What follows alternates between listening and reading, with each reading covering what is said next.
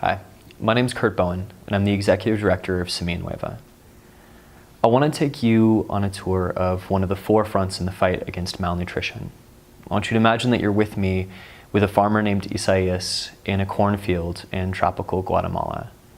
And we've been working with Isaias for years, trying to promote more nutritious crops, fruits, vegetables, gardens, that he could use to actually be able to diversify the diet of people in his village. We've been working to try to move away from a diet that's solely based on corn and that doesn't provide the nutrition that kids need. Only today's a bad day. We've come back after a couple of years, and what we found is that most of the work that we've done is gone. Those crops are no longer planted in his field or in the field of people in his village. And we ask why. We ask what happened. And the answer that we get is one that's very common around the developing world. He talks about how there's a massive opportunity cost that comes from promoting all of these new things and eating all of these new crops.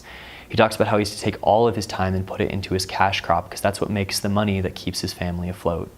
He talks about how hard it is to get his family behind him in changing their diet.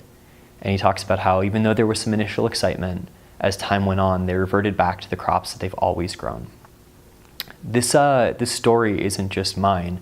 I think the story is also one of the big reasons why hundreds of millions of dollars have been spent in countries like Guatemala without making significant changes in the rates of chronic malnutrition.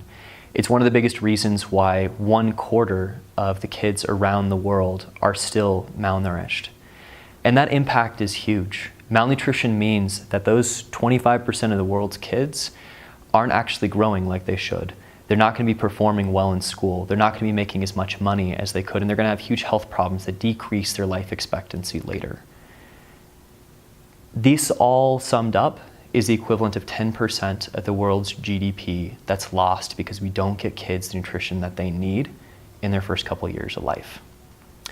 But this corn farm is also an incredible context to understand one of the brand new solutions that's coming around the world. Scientists have developed something called biofortified crops, which are crops like corn that have been bred to have far higher levels of nutrition. In the case of corn, that's way more quality protein and higher levels of zinc. We've spent the last 4 years trying to pull together all of the pieces to take that incredible technology and actually make it scalable in Guatemala and the region of Central America.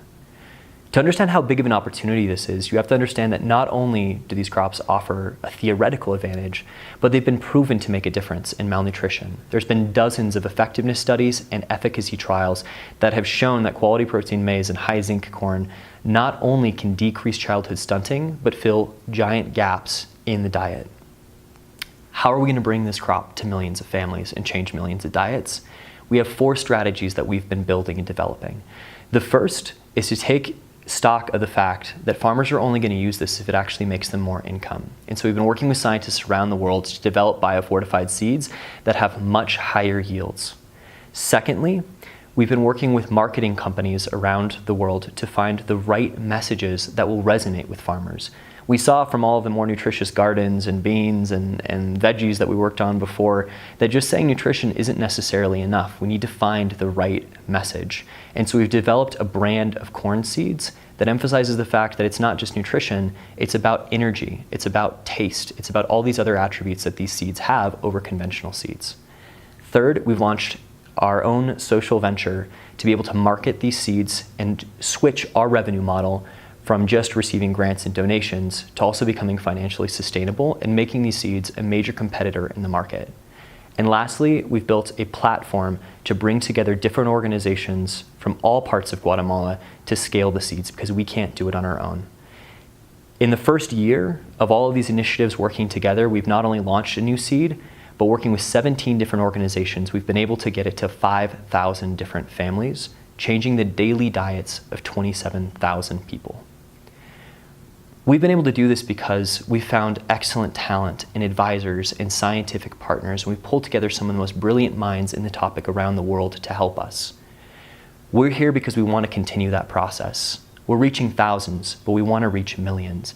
And that means we're going to need not only the talent, the donors, but also the technical support and advisors to help us to grow and reach millions of families around the world.